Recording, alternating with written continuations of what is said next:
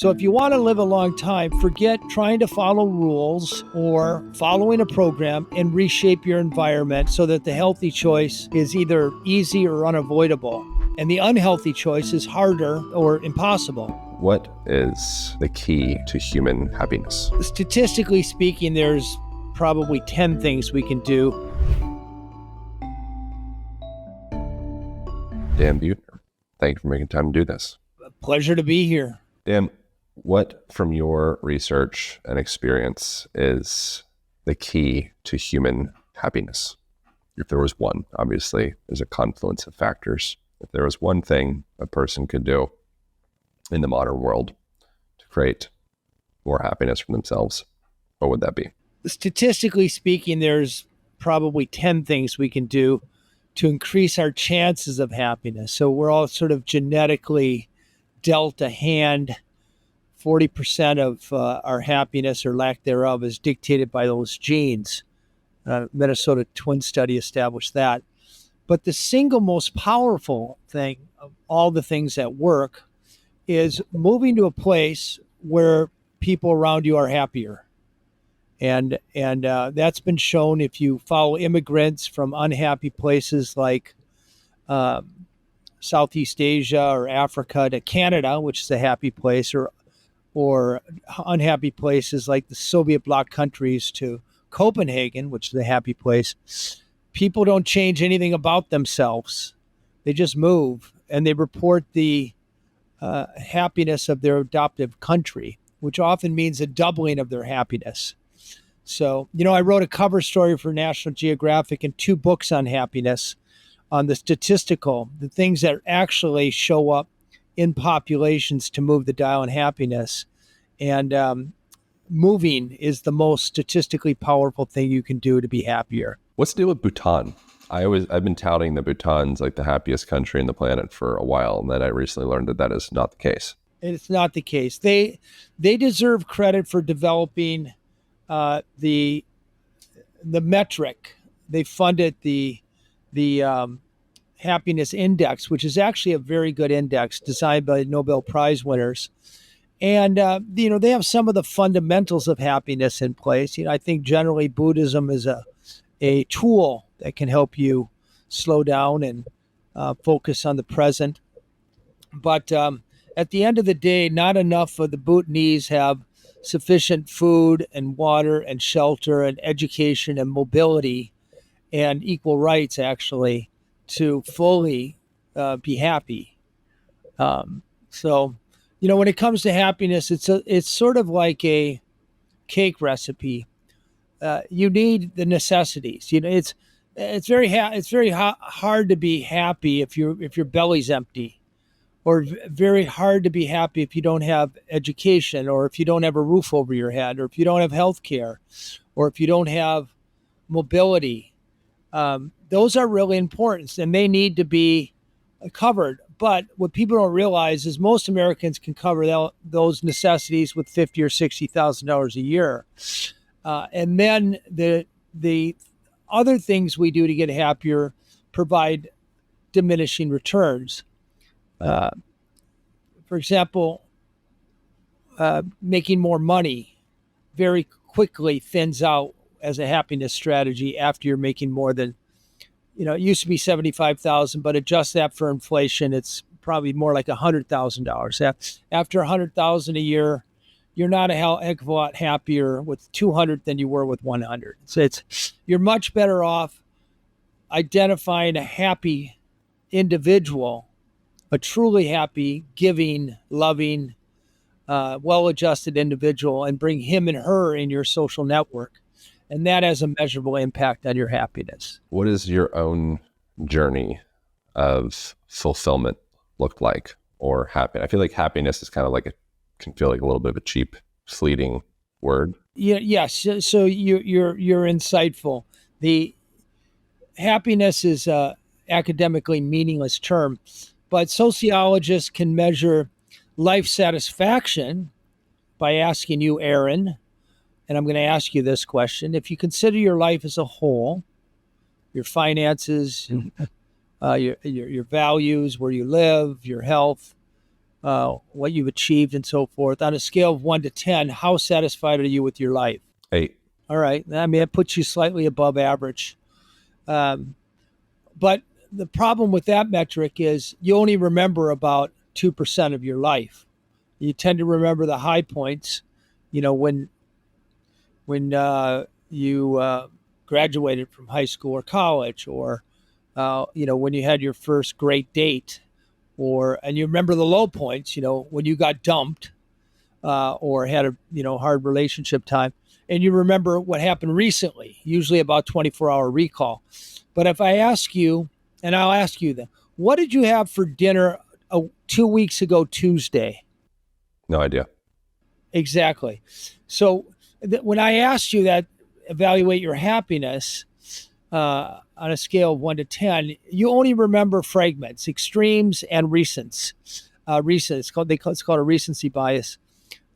So to get at that more moment to moment happiness, sociologists hook up a gadget to people and they ping you randomly throughout the day for several weeks, and they ask you what you're doing now and the happiness associated with that.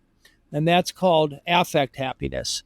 And the things that tend to make us happier moment to moment are things like um, physical activity every day, sex has a big impact on that, a good night's sleep.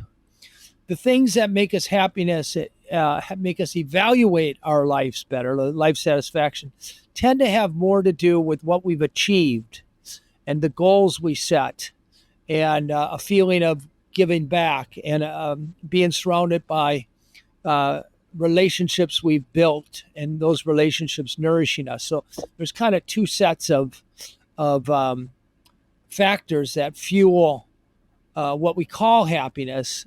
But if you break it down, there's different things that drive different facets of our happiness. And my work, my book was called The Blue Zones of Happiness, and it was a 2018 cover story of National Geographic, sought to identify statistically what exactly makes you happiness and happier, and what is hyperbole.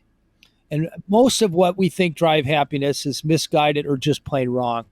You studied previously and wrote for National Geographic around the collapse of the Mayan Empire, Mayan civilization, as well as the ancestral Puebloan people in like the Four Corners place. Is that right? Yeah, the Anasazi, they're also called. Anasazi, yeah. And something I'm very interested in, civilization and such, and the average time frame for a civilization to collapse, from what I've read and seen different places, around 250 years. And the United States will be at 250 years. That could be wrong. I think it varies quite widely. I think the averages, and please correct me if that's wrong. The United States will be 250 years next year. It's much longer, Aaron. The Maya civilization dates back to at least 350 BC, and it collapsed in 910 AD. So that's over 1,000 years. Same with the Mesopotamians, same with the Romans. Romans were around about 600, at least 600 years. So I wouldn't trigger alarm. That said, to your point, I mean, things are, civilization evolves much more quickly than it did now than it did back then. And a lot of the same things that precipitated the collapse of those society are in place today. And I agree with you that they're things we ought to be paying attention to. Well, something that so I looked up like the kind of like the arc of society. It starts off pioneering, then conquest, then commerce, then affluence, then intellect, then decadence, and then just before collapse is decadence. And within decadence is civic unity erodes, inequality rises, focus shifts to self-interest. This is a trend that I've read. I'd be curious your perspective on this.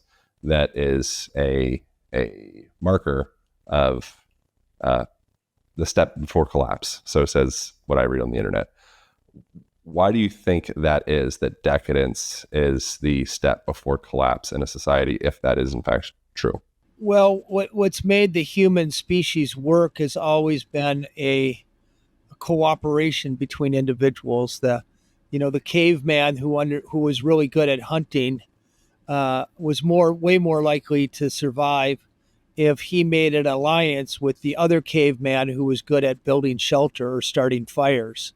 And that's what made the society. So when you become self-centered, you lose that cooperation, and it's much more likely you have conflict. I think what you said, I've never heard that sort of progression, and I think it was very smart. By the way, I'm going to probably ask you to send it to me later. But in general, the arc starts out as a innovative society with that's disciplined and cooperative. Um, Agriculture, ancient civilizations, it's always been the domestication of agriculture, not hunting, but being able to grow crops.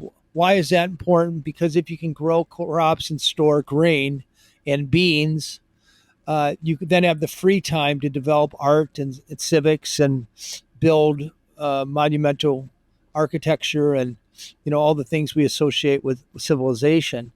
And what invariably happens is you get this some class of people, a minimum, get an upper hand on the power, and they exploit the underclasses.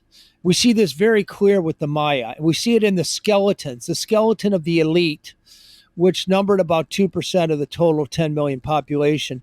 Their skeletons were about a foot taller than the skeletons of the peasants growing the corn and building these 24-story temples.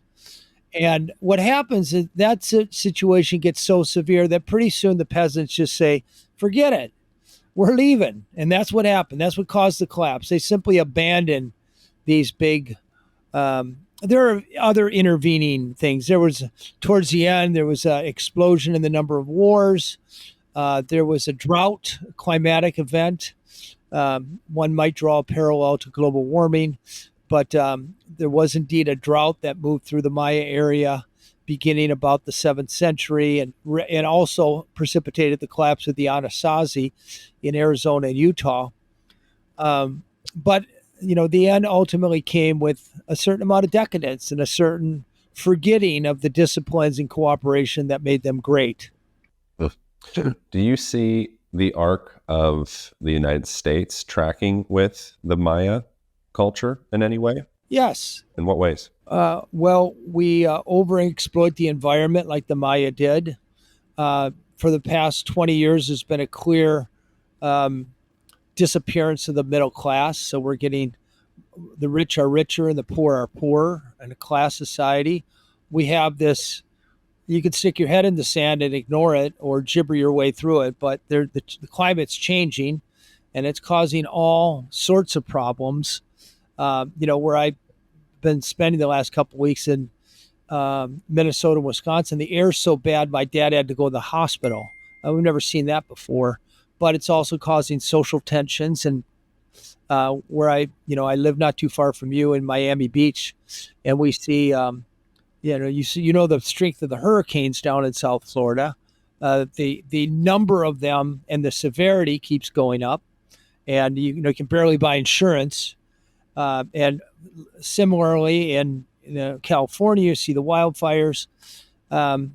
This is all very similar to the 8th century in Central America, when the Maya had overtaxed their farmland. They cut down the rainforest. That created a change in the microculture and precipitated hunger. And when people are hungry, it's very hard to rule them.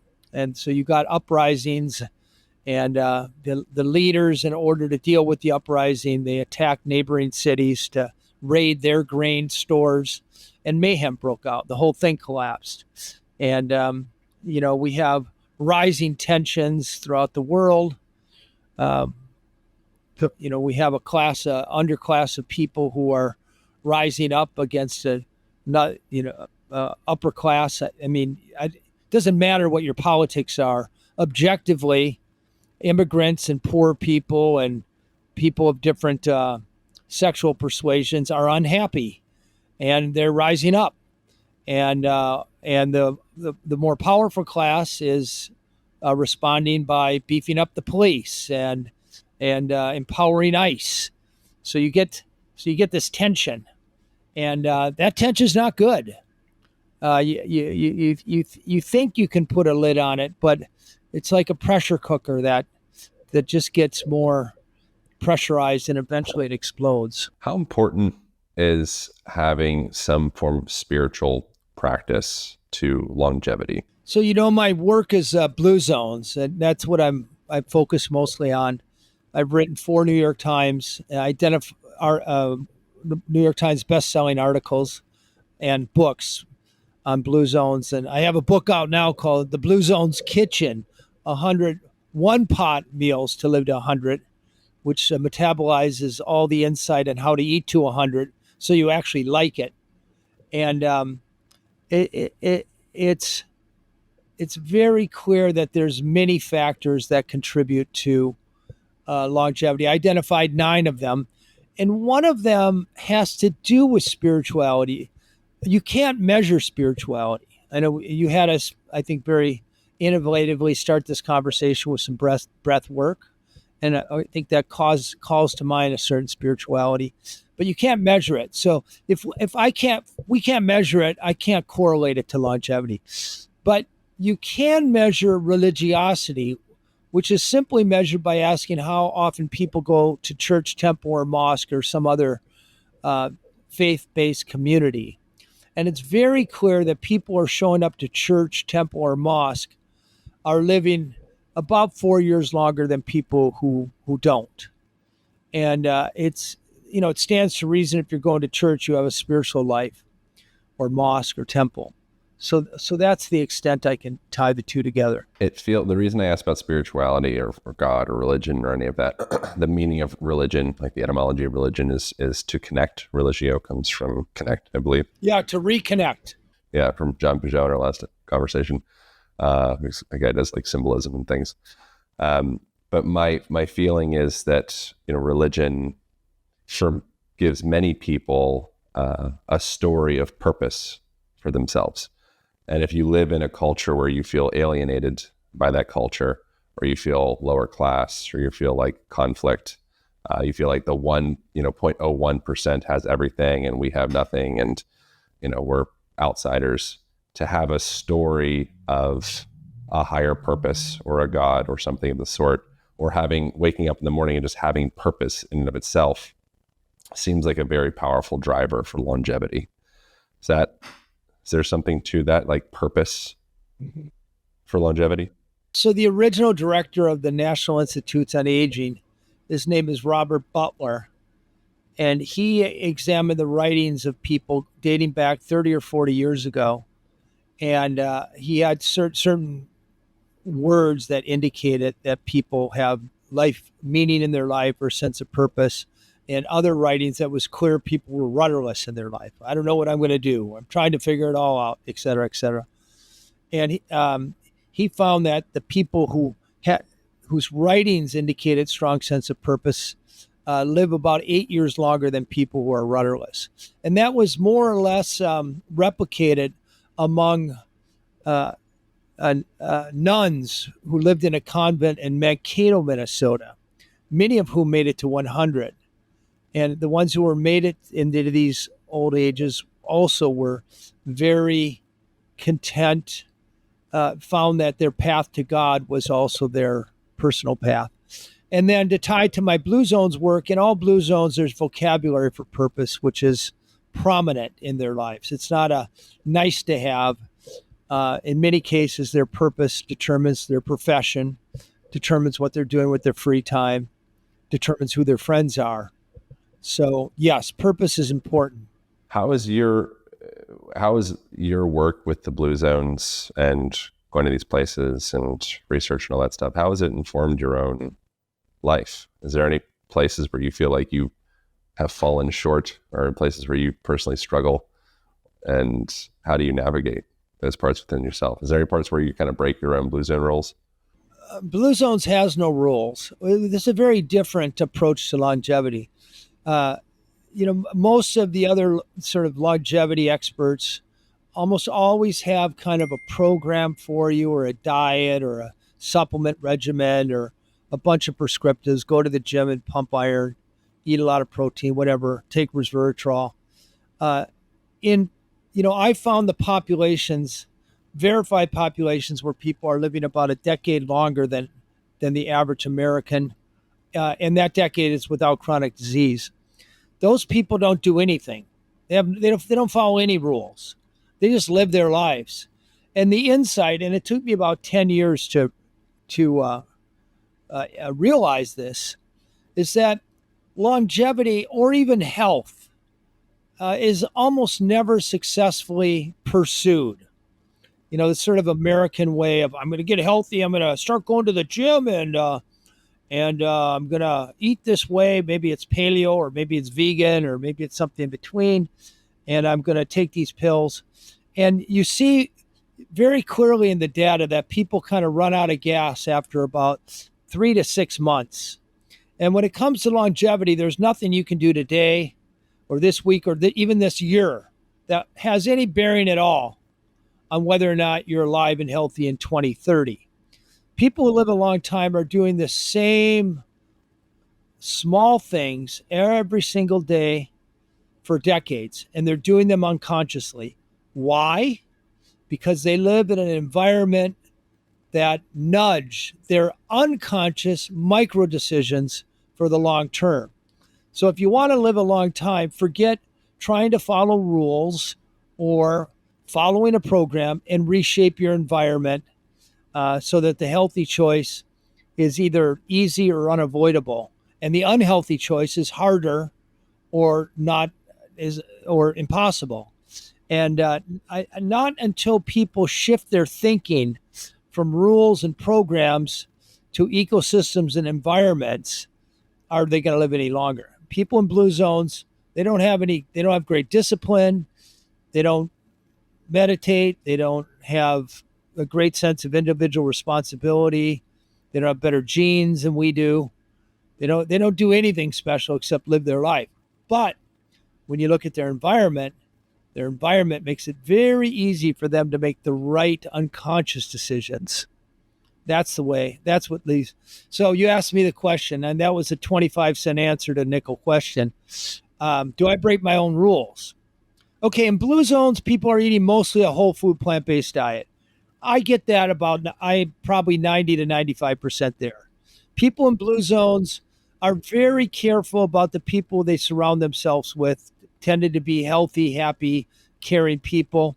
And most of the people there, they tend to go to church. I don't really go to church. I should, but I don't. I go twice a year or something like that. They move naturally. They downshift every day. I'm pretty good at that. I take a nap. I usually do happy hour with people. They drink a little bit. I certainly check that box. Have a glass or two of wine every day. So, I'm about 90% compliant with the lifestyle of the blue zones. There's a guy, you ever heard Bruce Lipton wrote Biology of Belief, like epigenetics is his thing. You familiar with him at all? No. Interesting guy. I'm familiar with Lipton tea. Yeah, yeah, green tea is supposed to be good for you too. He's someone I've looked up to for a long time, wrote a popular book all around epigenetics. And one of the things that he mentioned in an interview that we did a year ago or so was he was a cellular biologist. And if you want to change the structure or function of a cell in a petri dish, you adjust the culture of the dish. You don't do anything to the cell itself. And it's kind of like what you're saying with the person, like we are in this culture or in this dish. And I think a lot of people are doing so much work within themselves, but they're still in the same culture. So what would be some ways that a person could adjust their environment to passively become healthier and lean towards greater longevity from your perspective? Well, if your three best friends are obese and unhealthy, there's about 150% better chance that you'll be unhealthy yourself or overweight. So proactively surrounding yourself with people whose idea of recreation is, pickleball, or which you and I might do over at the Miami Golf Club there. or surfing or swimming or biking or gardening. That's all measurably contagious. Uh, Friends who care about you on a bad day, friends who it's not a bad idea to have a vegan or vegetarian friend because they're going to show you how to eat whole food, plant based, which is worth many years of life expectancy right there. So I would say the first environment to optimize is who you let in the room with you. It might be the most important decision you make. And while I wouldn't tell you to necessarily dump your unhealthy, unhappy friends, I will tell you the more time they spend around you, the more you're going to pick up their way of living. Number two, we all move about a dozen times in our adult neighborhood, and we can choose adult lives, and we can choose living in a suburb with a cul-de-sac where we're not going to get a hell of a lot of exercise, these car-based living situations, or you can move to a neighborhood that's walkable, where there's a sidewalk connecting neighbors, where you have very easy access to recreation and parks, easy access to healthy food. These are enormous drivers of what you actually do. And people don't see clearly. They think, oh, I'm going to have Amazon send me this food or something. No, you got to be in an environment where this food is ubiquitous. And so many of our decisions are unconscious. And then, a couple simple things for your home environment. I believe that most of us are on a seafood diet. We eat the food we see. So if we walk through our kitchen and there's a bag of chips with a clip on it on the counter, and we see them and we say, oh, I think I'm a little hungry. What are we reaching for? As opposed to establishing a junk food drawer that's out of the way and around the corner. So we're all going to bring junk food into our house. I bring junk food into my house, but if it's out of sight and out of mind, you're going to eat a hell of a lot less. And Cornell Food Lab proved this. This isn't just Dan Buettner shooting from the hip. Meanwhile, having a fruit bowl that's full in the most prominent spot in your kitchen. So every time you walk through your kitchen, you see that, peaches are fresh and cherries are fresh right now. If your bowl was full of that, it's easy to grab that. So these things make a big difference because we do them unconsciously and we do them for a long time. There's the verse in the Bible, it's easier for a camel to go through the eye of a needle than for a rich man to enter the kingdom of heaven, or kingdom of God, rather. One of the critiques I've heard of the diet associated with the Blue Zone is that it would be appropriate and naturally happen in a culture in poverty, or if there's not an abundance of resources, because meat is expensive, processed food is expensive, food that's made in a factory and put together and all that stuff. So it ends up leading, if you don't have a ton of resources, you'll naturally eat single ingredient foods that come from the ground. You'll eat more grains, you'll eat more things of the beans, rice, things of the sort. And that's a critique? How is that a critique? Not critique bad. It's just something that I've read that it's more toward it would be appropriate for a culture. It would naturally arise in a culture that doesn't have great affluence. And it just so happens that affluence can lead to health issues. Do you think that there is a way to merge a healthier, more longevity-based lifestyle that we could learn from someone that is, living maybe a less affluent lifestyle into an affluent culture, such as like a major city, New York City, Denver, LA, or is this something that's reserved for a somewhere else in a far off land?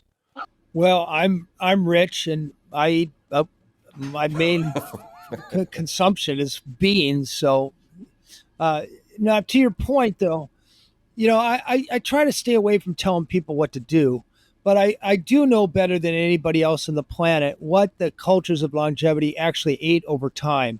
I led a 155 study meta-analysis, and I can tell you that what fueled, to your point, long-lived cultures over time is they ate a peasant diet, beans and grains and tubers like sweet potatoes and greens and nuts.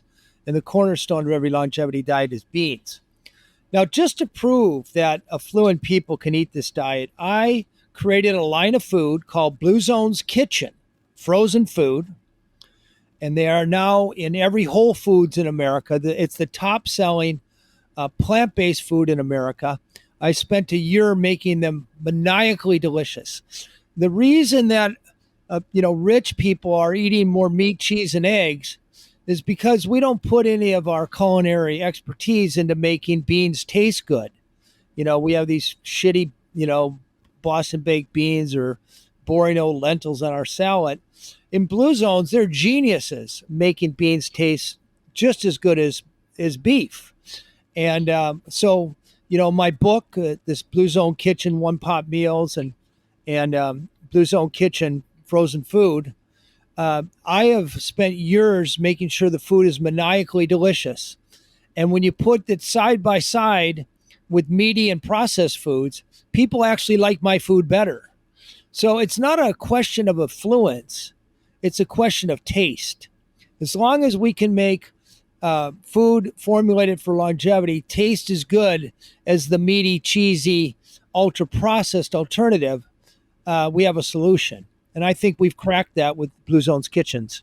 A lot of other things come from a culture that isn't affluent. Like if you are a quote unquote peasant, you probably are going to be outside a lot. You're probably going to be working in the sun.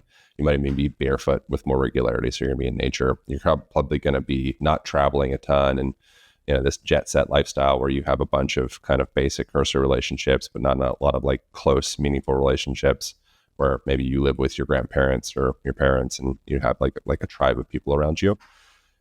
What are some of the other things that we could learn from quote unquote peasant lifestyles as an affluent culture from your perspective? Well, I think we should be decoupling it from affluence and poverty.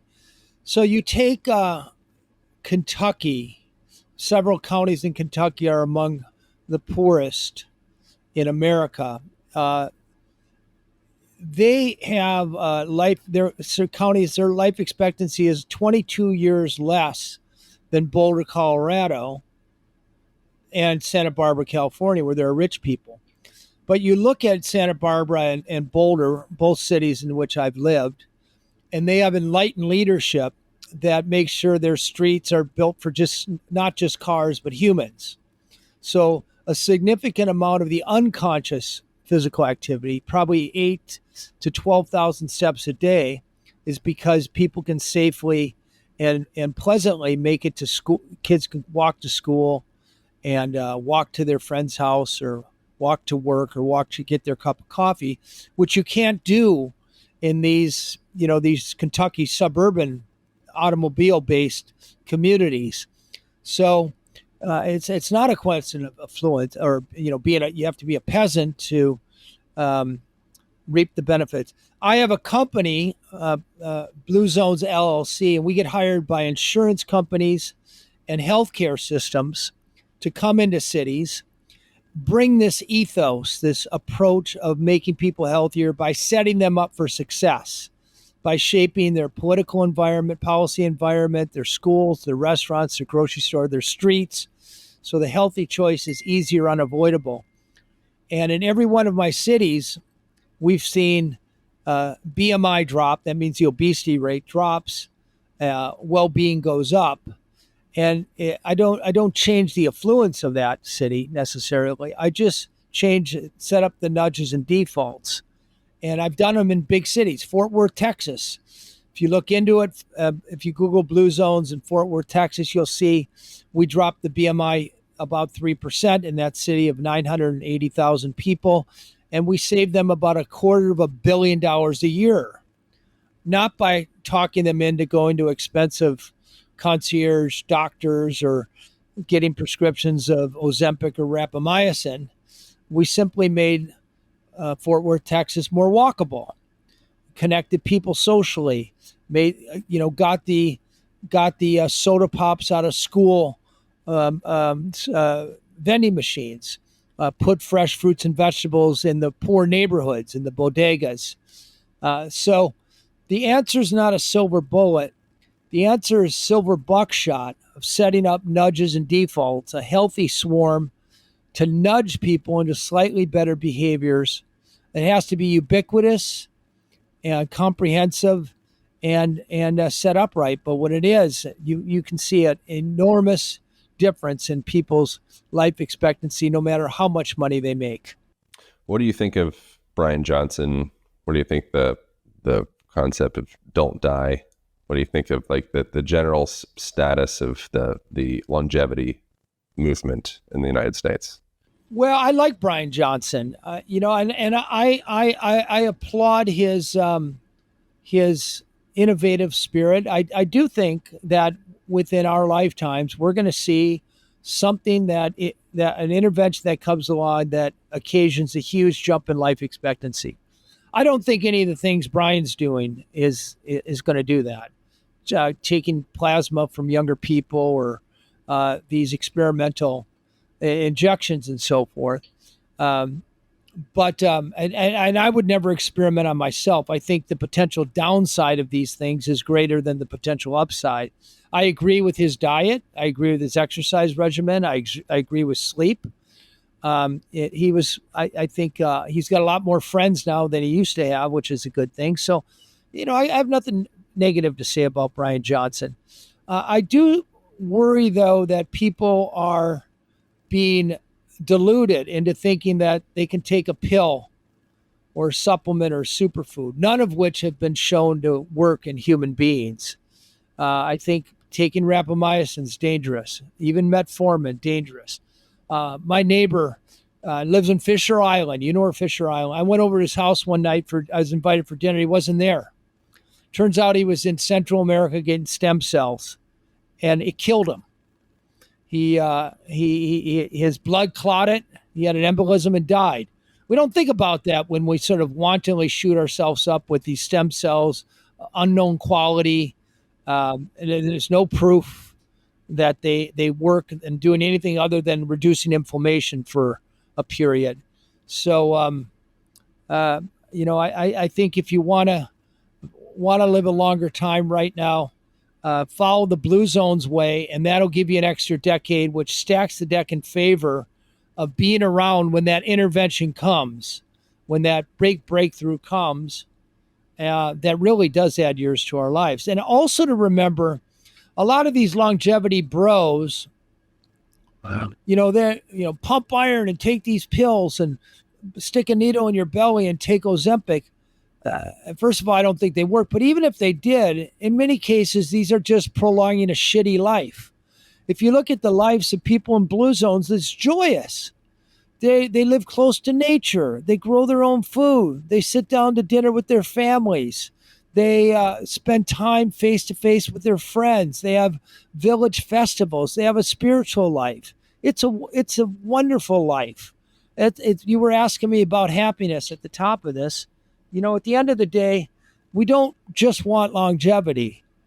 We want happiness. We want quality of life. And the beauty of Blue Zones is it offers both, and with a deeper underpinning of evidence than any of these other nostrums and marketing schemes. It seems like things come back. They go from simplicity to complexity and then back to simplicity again. It seems like a lot of the highest leverage tools or activities or lifestyle choices for longevity and health. I think the cycle is when something comes along that tells us that it's healthy to do something that we like to eat or like to do, it gets popular in a hurry. For example, Atkins, 20, 25 years ago, you're probably too young. There was this craze around the Atkins diet that told us we can eat bacon and pork chops and be heart healthy. And it failed. Atkins himself dropped dead of a heart attack at age 68, and then there was this flurry of the paleo diet. Well, that's fallen away. Now, you have these protein obsessed carnivores, and, anything that gives us permission to eat pork chops and steaks and, these things we like to do, We love to glom onto that science, and it comes and goes. But the things that really work aren't sexy.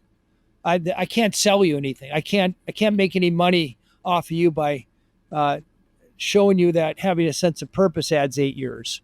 Um, there's not a lot of money in beans or broccoli or bulgur, but these foods, beyond a shadow of a doubt, are good for our hearts. They're full of fiber. They're good for our guts. They lower our chances of cancer of the GI tract. There's no money in them, so we're not bombarded with, that messages to consume them, and they're not front of mind, and they're not sexy. So, we don't adopt them, but they work. What are your thoughts on tobacco usage in relation to longevity and health? There's no question it shaves a decade or so off your life expectancy. I mean, it's like a little bit like asking me, what do I think of a heroin habit? It's just so common knowledge. I think by now that smoking is going to. I think the story that I have of some of like blue zone type people or places where, people are just naturally healthy. I think one of the stories that I have is, like you mentioned, they're not really doing anything and they're coming back and they're having a glass of wine, and, they roll up a cigarette every now and again or smoke a cigar, and, they're 110 years old and they're still drinking a shot of whiskey each day. Like, that's kind of like a trope that I hear. Do you think that there's not any relevance of that, or that's just they're happen to have longevity in lieu of those things? What about alcohol? We're all allocated genes when we're born, and they're a tiny percentage, less than 1% of people will be dead by age 10 because they got a bad hand. Is that your girlfriend? Just kidding. That was terrible. I don't know why I said that. Sorry about that. She is my bitch. It's a female dog. Well, we love her. By the way, owning dogs is associated with more life expectancy. So I would guarantee that. And dogs are long-term adventures. So big blue zone intervention there. They take you outside. They connect you with people. They take you back to like all the simple, free, basic, fundamental things of life that when we get excessively complex, I think we get further away from the things that actually heal us. I think it's pretty like nature does a job. Live a life that puts you in nature more often. You'll be way ahead of the curve of most people. Domestication, I think, is probably one of the greatest burdens that we have to our health. Broadly speaking, excessive domestication. Yes, I call it the obsession with comfort. Almost everything that helps us live longer involves a little stress, and I mean, exercise is a stressor. Intermittent fasting is a stressor. But dogs are great because the dog needs to get walked every day, and so too the human gets walked. And every time you pet a dog, your cortisol, i.e., your stress hormone levels go down, and their companionship and the only product that I endorse is something called Get Joy dog food. People say, "Why do you endorse dog food?" And I answer because, first of all, I believe dogs will help you live longer, and I believe we ought to be helping them live longer as well. And it's this beautiful symbiotic relationship. And Get Joy has this actually real whole food, dog food that's fresh and not just some sort of dried garbage that some people feed their dogs. But anyway, we got sidetracked. What were we talking about? Something else with the dog, something I noticed. I was just actually out at Pura Vida here in South Beach, and I had my dog with me, and I was actually preparing for this conversation, and a girlfriend came by, and she sat down, and then two-legged girlfriend this time. Two-legged girlfriend, yeah, exactly. Not my bitch. And so she came and sat down, and we're petting. Of course, like the dog comes up, and the dog gets on my lap. And then the girl's like, "Oh my God, she's so cute. This is so precious." And we're petting the dog, and we're like petting the dog together. And, it's like a cute, sweet moment. We're kind of like, our hands are touching. It's like, this is kind of sweet. The dog brings you towards people, and people bring you towards safety and healing and health. That's a great insight. I'd never thought of that. That's a great insight. You're absolutely right. And so many people, they live in these very secular, kind of disassociated, separate lives. and we feel alone, man. Like loneliness is like an epidemic for people, and people are silently suffering, and the feeling of purpose and joie de vivre and all that stuff. If you don't have anyone to live for, it's like, what's the point? I think a lot of people are in that place. We all get sucked into this thing, and we lose the skill of connecting, of building social connection, of meeting somebody, moving that from a new meeting to an acquaintance to a friend, and a friend to a deep, intimate a fellow human, a brother, sister. And um, I think, to your point, a dog can really facilitate that very first connection that makes it that makes a really big difference. Yeah, connecting is scary. See, I mean, you're such a great podcaster, Aaron, that your guests learn from you. Oh, that's cool. Well, this is my world. I wrote a book about a whole section of the book is literally exactly what you're talking about, changing your environment to change your physiology. Because my belief is that I think fitness is kind of ridiculous for the most part if you're not actually addressing the root cause of your lifestyle. So doing little things like put a pull-up bar in your house, then naturally you'll swing on the pull-up bar when you walk through. Throw things down on the ground, floor cushions, yoga mat, stuff like that. So naturally you get up and down off of the ground with regularity. Little things like that in the aggregate make a massive difference towards longevity. And I'm personally not impressed by like fitness culture, even though I'm like very much involved in it. So I appreciate. By the way, the longest lived women in the history of the world are from Okinawa, Japan. And if you go into their house, traditional houses, there's no furniture. There might be a small table and a tatami mat and a very thin futon. But you're right. Until they're hundreds, they're getting up and down 30, 40 times a day. Yeah, and the adult diaper industry is already, I believe already or very soon will exceed that of the baby diaper industry in the United States. The incidence of osteoarthritis is very minimal in cultures that get up and down off of the ground with regularity, such as Okinawa.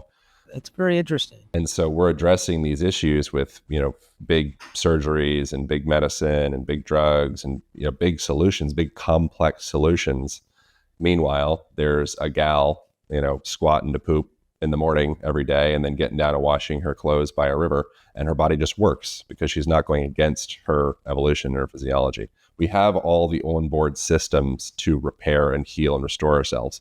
It's when we divorce ourselves of that, that's when things start to fail. And then if we're seeking technology as a solution, we're lost. And I think it gets biblical. I think it becomes kind of like the eye of the camel thing.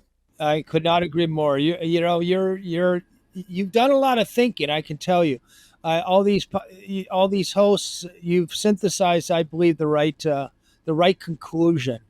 So, well, listen, when I come back to Miami, let's hang out. I'll bike up to your place, or you can walk down to mine, and we'll take this into the real world.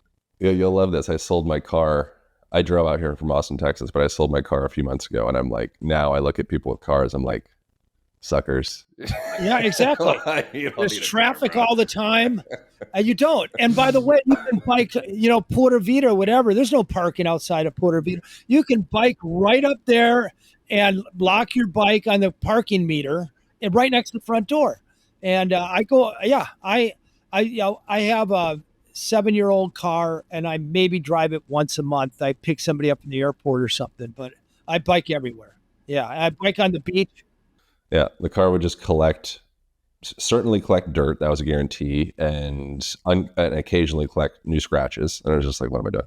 And then the other thing, this is the last thing I'll say with the bike, if you do that, like changing your environment, now if I take a girl on a date or something like that, if it's like a date, we can get an Uber, but she rides in the back of me with the bike. This creates touch. We're in a touch deprived culture. And so we're scared of touch, and touch is either it's sexualized or violence. We don't have like this in between spectrum of physical touch. You're dating from another different pool of South Beach girls than I know of. I mean, they're more interested in riding in the back of a Ferrari than the back of a bike. You're Yeah, they're not my people. I appreciate you, man. It was really good. So the cookbook is coming out. It's out on September 2nd, available everywhere. It's called the Blue Zone Kitchen One Pot, and it's the 100 recipes formulated for longevity. We worked with the Stanford lab to identify the flavor profiles that Americans love the most, scraped 650,000 recipes to find the code, and that code is in this book. The prequel to this book, The Blue Zone Kitchen, was a number one New York Times bestseller. I think this one's going to be even bigger. The Blue Zone's Kitchen One Pot Meals. You'd do me a solid if you check it out. And it was a pleasure talking to you, Aaron. If any of your guests have more questions, I can be reached on Instagram at Dan Buettner. You can direct message me, and I'll answer you at Dan Buettner. It's really been a delight. Yeah, and you're launching a podcast, are you not? Launching a podcast, the Dan Buettner Podcast, and it's wherever you get your podcast, you can see it. If you Google my name and podcast, we already have a trailer out. I'd love it if you take a look at it. Awesome, man. Well, I appreciate your work. I actually reference the Blue Zones in my book. So thanks for the work that you do. And thank you all for tuning in. That is it. That's all. I'll see you next week.